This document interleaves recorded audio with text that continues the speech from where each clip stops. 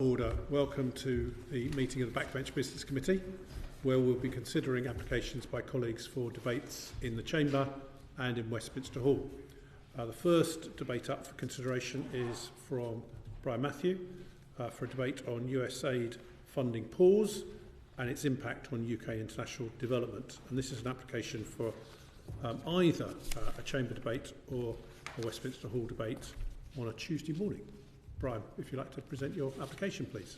Thank you very much indeed. Well, members will be aware of the implications of USAID and Trump's cuts of it. I've spent 3 days last week, was in Geneva with the International Development Committee, where we were hearing what those effects are on the WHO and other United Nations organisations, and they are truly terrifying, if I can use that word. And this would be a wonderful opportunity for members across the House to take part in the debate and learn from it. So that is the main reason for my bringing this application. Okay, lovely. Well, thank you for the application. I think everything's in order in respect of it. Obviously, I assume FCDO are the answering department. Yes, indeed. Thank you. Any questions from colleagues on this application?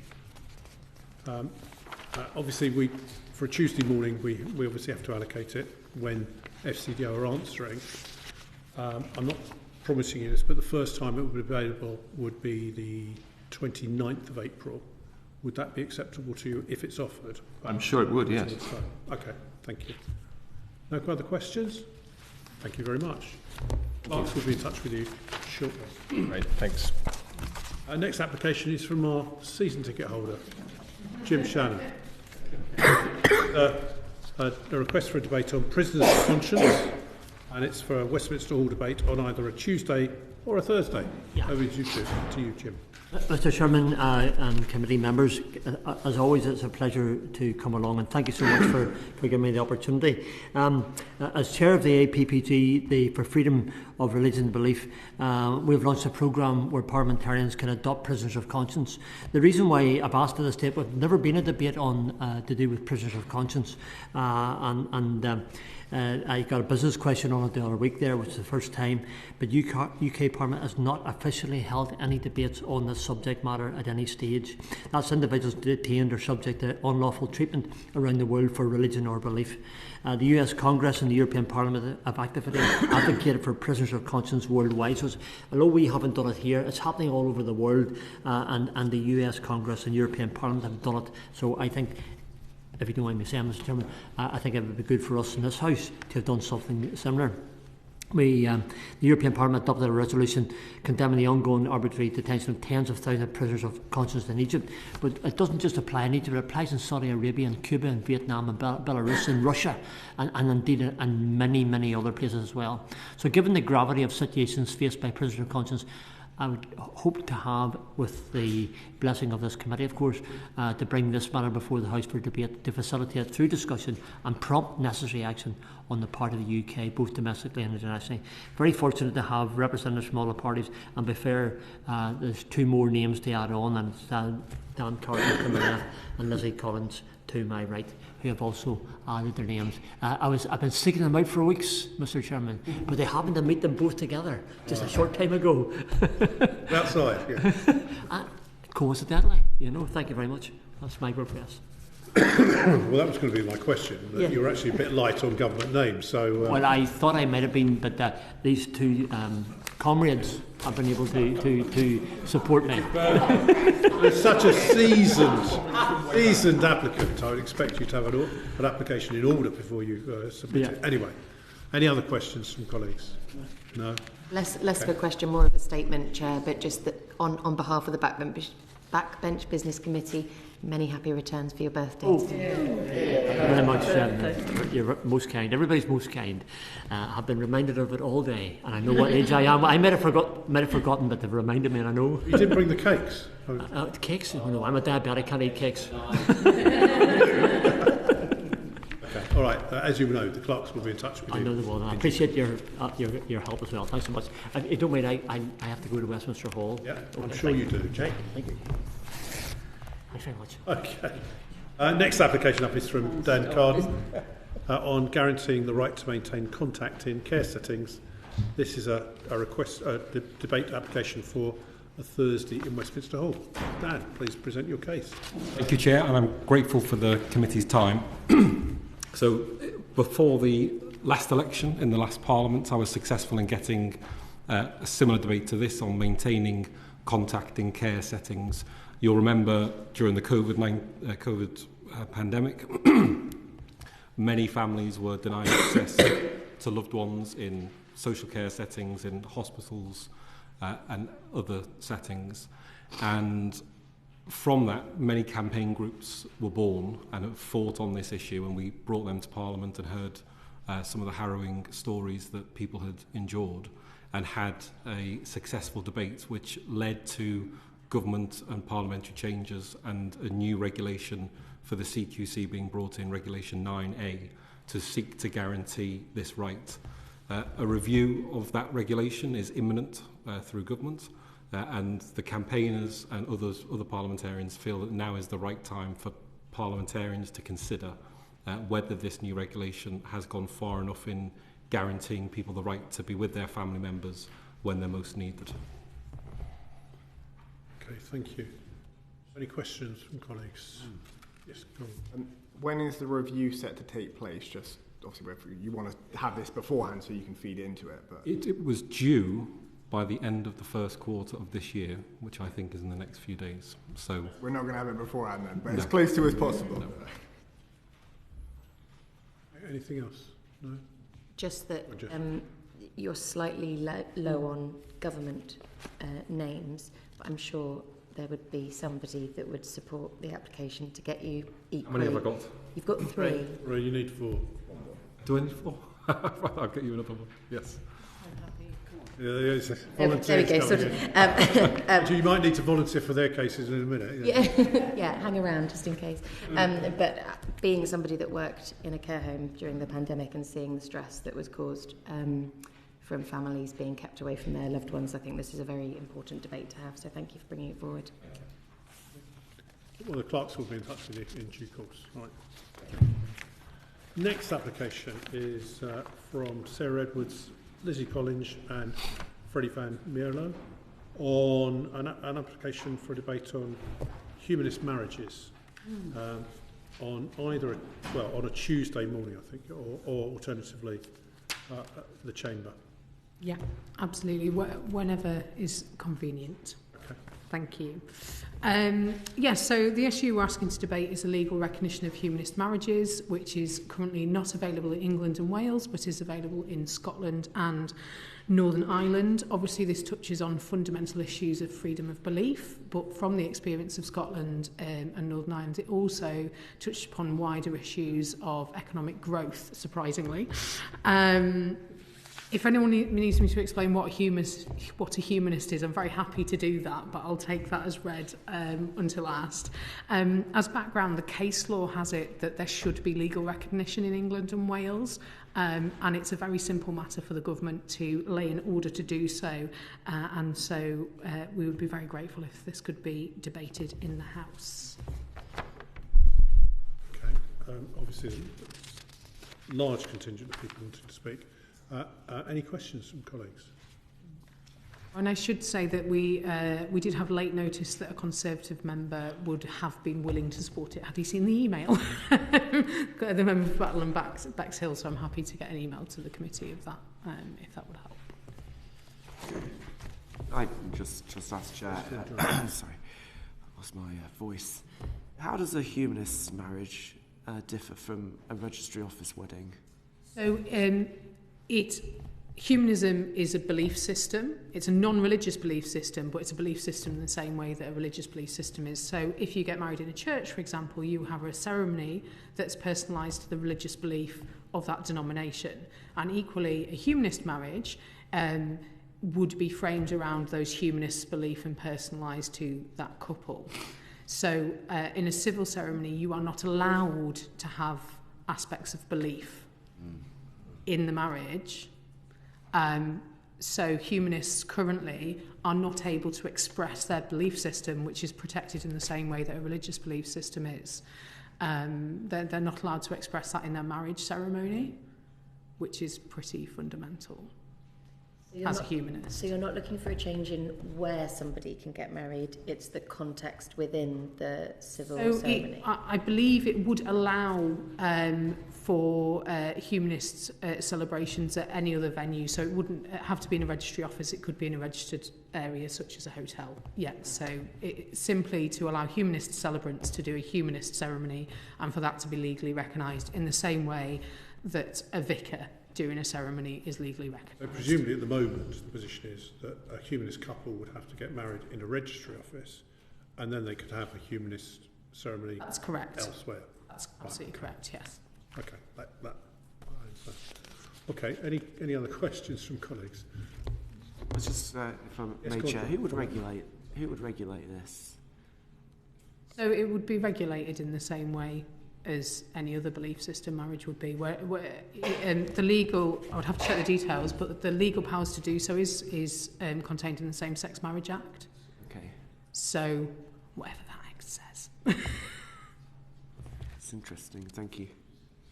Given this is a Tuesday request, we have to allocate when the answering department is due. Yeah. So, which is the answering department? Ministry of Justice.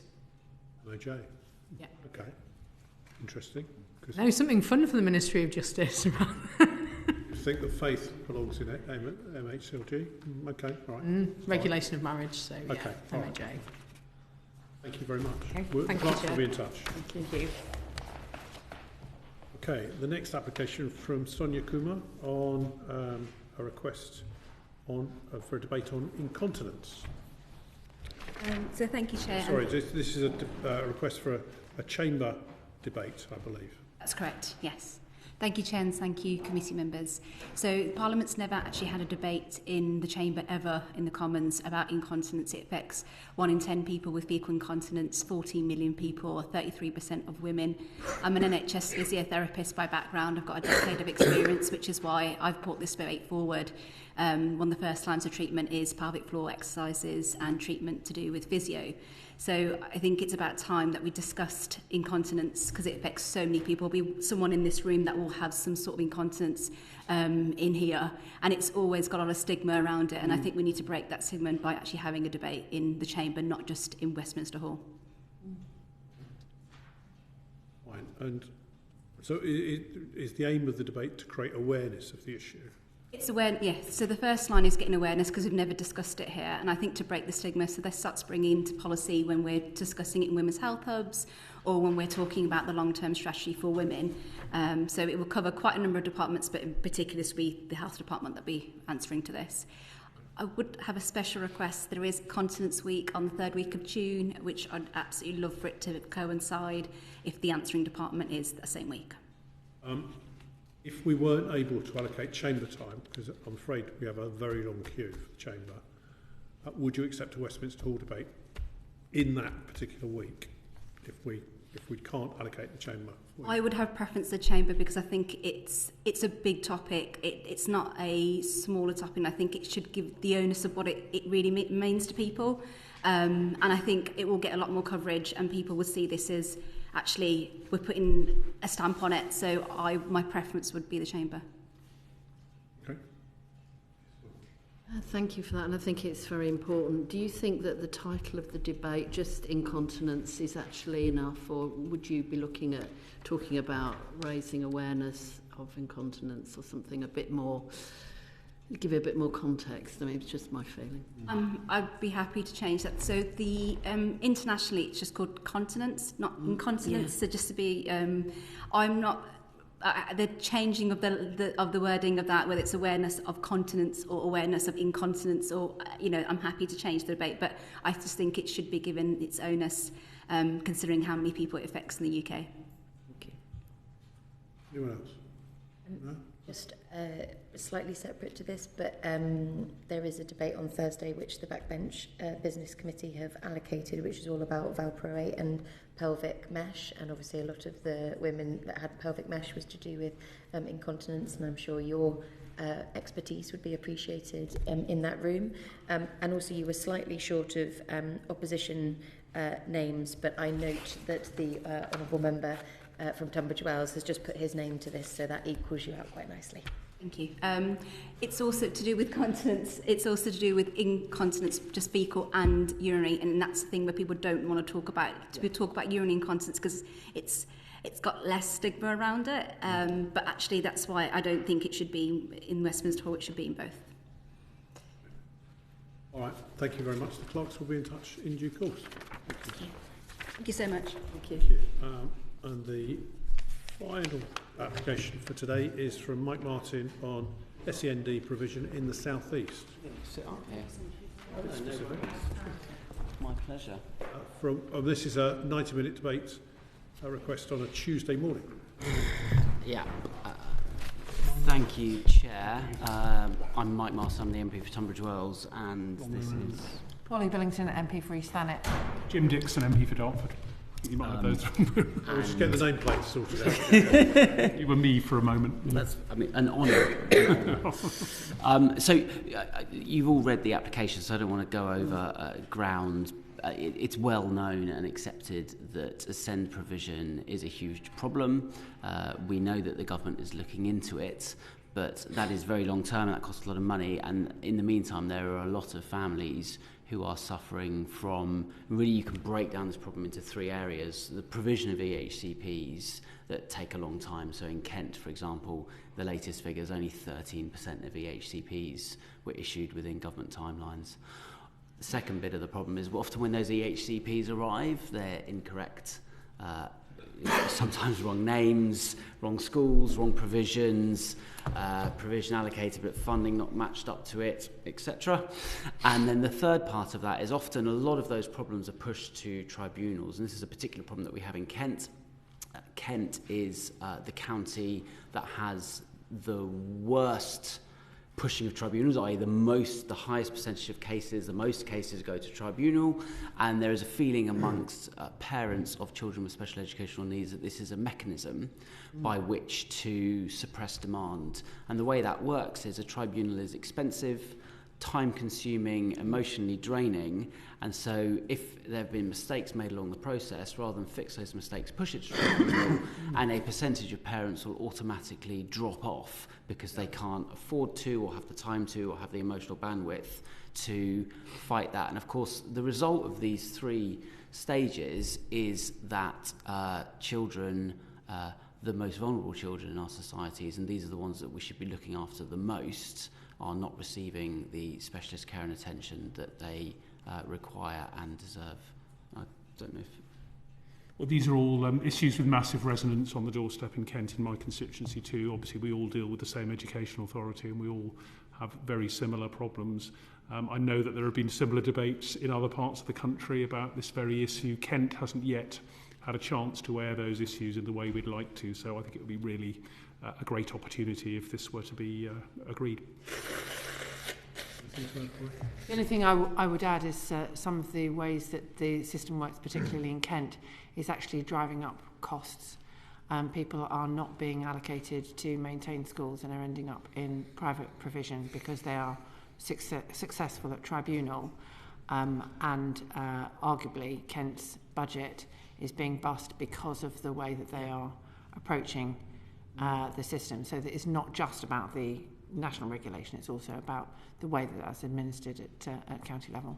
Yeah, and this debate sits across the South East, so we have a number of Surrey MPs who've signed as well. And just to speak to Polly's point, 90% of tribunals in Surrey go in favour of the parents, just to demonstrate this issue of pushing things to tribunal in order just to kind of suppress demand. Thank you. Any questions from colleagues? We've got two applications for debates in the queue on SEND provision. So one is a failed application for an Estimates Day debate from the chairman of the Education Select Committee and the other from Grant Stewart on SEN provision, which was a more widespread issue. So yours is quite specific on the South East. Theirs, I think, are on the generalised issues. It might help, obviously we'll consider your application, but it might help if the three groups could get together and agree a joint debate so that we can arrange for that to happen appropriately. But it's up to the applicants. Otherwise, you'll join the queue, as it were, for debates when we've got time to allocate. And when do you think, Chair, that allocation if we were to, might be? I was going to say, if we were to talk to them, yeah. What's the timetable could be for securing one? First thing I would just say is that we've got another 2 days of Estimates Day debates coming up in May, but we don't know when. I suspect that the Education Committee will resubmit their bid for such a debate, particularly on SEND. And for 2 days of debates, because they were turned down for the last one, they're likely to find favour with the committee. But there's nothing to stop you having your application in the queue. It depends when Westminster Hall time comes available. We have at the moment 31 applications in the queue, not for the Chamber and Westminster Hall, and we've added yours. We'll make it 37. Thank you. Yeah. Could the clerks send us perhaps some We'll send you the dates, details. and then if they're miles away, then we can then perhaps work with the other teams. Yeah, but if they're near, we'll probably keep them separate. And Westminster Hall debates are easier to come by because of the time available, and everyone puts the Chamber. So, but the clerks will be in touch with you once we've considered the applications. Thank you very much. Thank you. That brings to an end the formal business of the committee. The committee will now retire to consider the applications in private. Order